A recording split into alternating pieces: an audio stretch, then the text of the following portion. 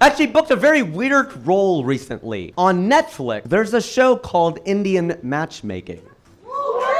Some of you will know this show, and not only the proud people, a lot of people know this show, they're watching it. They now have Jewish matchmaking, they're expanding it into a franchise. It's about Indian matchmaking.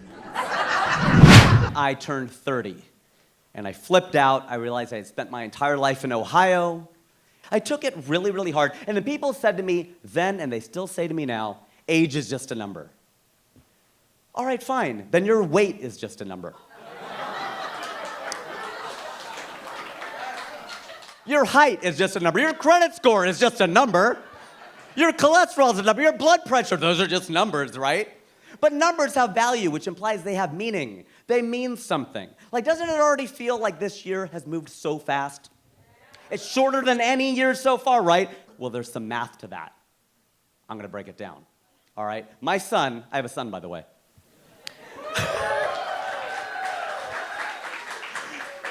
My son is turning 2 years old. I know. He's turning 2 years old, so this next year of his life is 50% of it, right? 1/2, 50% of his life, it's gonna feel really long to him. This next year, I'm almost 50. I know, black don't crack, brown don't frown, that's what I'm saying.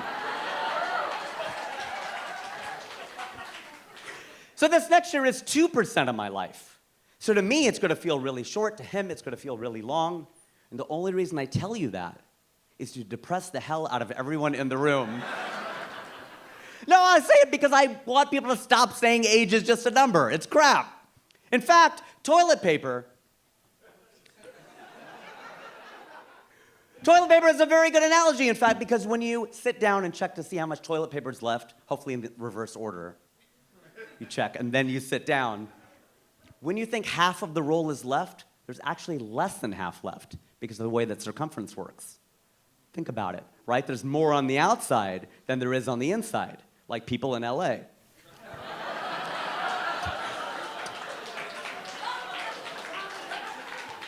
So my analogy is that life is like toilet paper. The less that's left, the faster it goes. I'm not sure when this turned into a TED Talk. But that's okay. I turned 30, I flipped out. And I moved to California, moved to Los Angeles, specifically to be a full-time comedian and an actor. I am an actor. Although you haven't, yeah, sure, no, thank you. You haven't seen me in anything, so I'm like an auditioner. Actually booked a very weird role recently. On Netflix, there's a show called Indian Matchmaking. Some of you will know this show, and not only the proud people, a lot of people know this show, they're watching it. They now have Jewish matchmaking, they're expanding it into a franchise. And if you don't know the show, or even if you do, it's about Indian matchmaking. It's a very coy title. So I actually do the audio description for the show. Some of you will not know what that is. I will explain. If you go in Netflix into settings and turn on audio description. I know it's hard to say, Mom, I made it, when you have to tell them to go into the settings.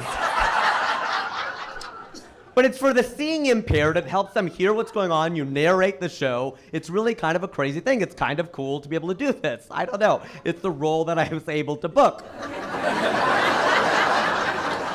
But that show cracks me up. Indian Matchmaking cracks me up. If you've seen it, or even if you haven't, the star of the show is someone named Seema Auntie. And what her job is to connect South Asians together romantically, and she is right about 0% of the time.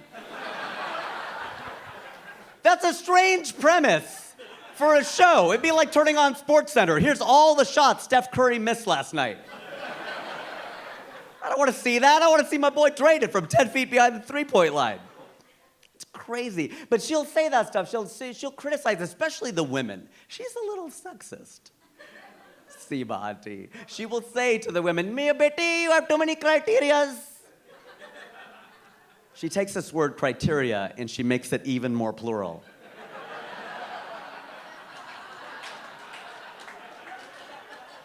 To show you how single you are. It's true that she'll say to them, she'll go, you know, you get 60, 70% of what you're looking for, it's okay. Really, Auntie? When's the last time I could bring home a 60, 70% on a math test?